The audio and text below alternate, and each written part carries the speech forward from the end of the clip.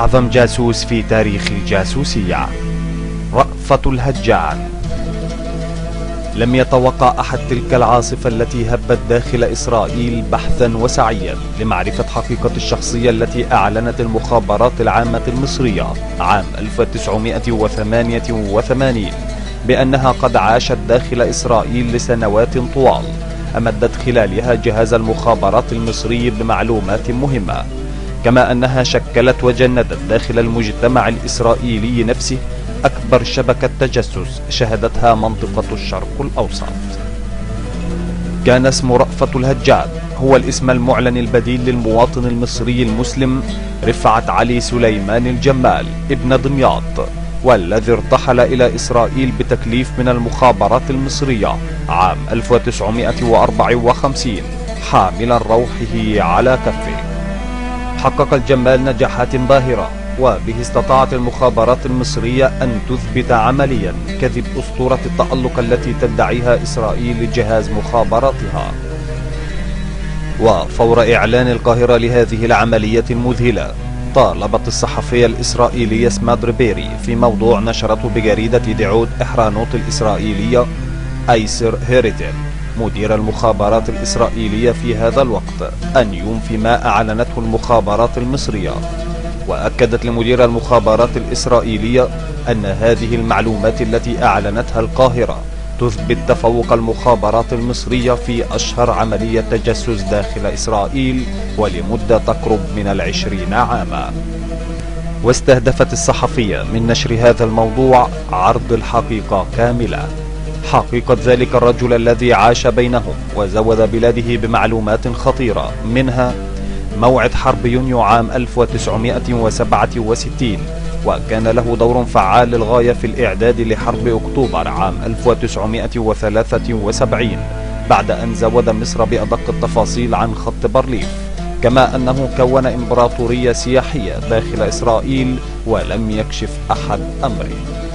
وجاء الرد الرسمي من جانب المخابرات الإسرائيلية: إن هذه المعلومات التي أعلنت عنها المخابرات المصرية ما هي إلا نسج خيال ورواية بالغة التعقيد، وأن على المصريين ألا يفخروا بنجاحهم كثيرا. وبينما يلهث الكل وراء أي معلومة للتأكد من الحقيقة عن هذا المجهول المقيد في السجلات الإسرائيلية باسم جاك بيتون بصفته إسرائيلي ويهودي، نشرت صحيفة الجيروزاليم بوست الإسرائيلية موضوعا موسعا بعد أن وصلت إلى الدكتور إمري فريد شريك الجمال في شركته السياحية سي تاورز، وبعد أن عرضوا عليه صورة الجمال التي نشرتها القاهرة شعر بالذهول، وأكد أنها لشريكه جاك بيتون الذي شاركه لمدة 7 سنوات، وأنه كان بجواره مع جمع كبير من صفوة المجتمع الإسرائيلي عندما رشح لعضوية الكنيسة الإسرائيلي ممثلا لحزب مابي الإسرائيلي، حزب عمال الأرض، ولكنه لم يرغب في ذلك. وفور أن فجرت صحيفة الجيروزاليم بوست حقيقة الجاسوس المصري، وأنه شخصية حقيقية وليست من نسج خيال المصريين كما ادعى مدير الموساد، حصلت الصحيفة أيضا على بيانات رسمية من السجلات الإسرائيلية مفادها أن جاك بيتون يهودي مصري من مواليد المنصورة عام 1919، وصل إلى إسرائيل عام 1955 وغادرها للمرة الأخيرة عام 1973. وأضافت الصحيفة بعد التحري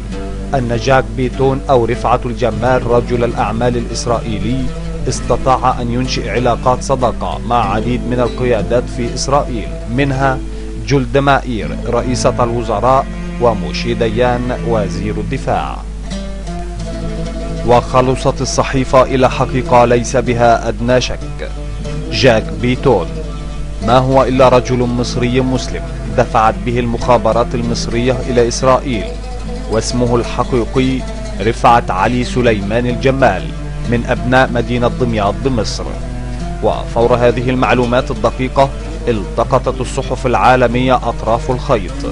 فقالت صحيفة الأوبزرفر البريطانية الواسعة الانتشار أن الجمال عبقرية مصرية استطاع أن يحقق أهداف بلاده ونجح في أن يعود إلى وطنه سالما ويموت طبيعيا على فراشه.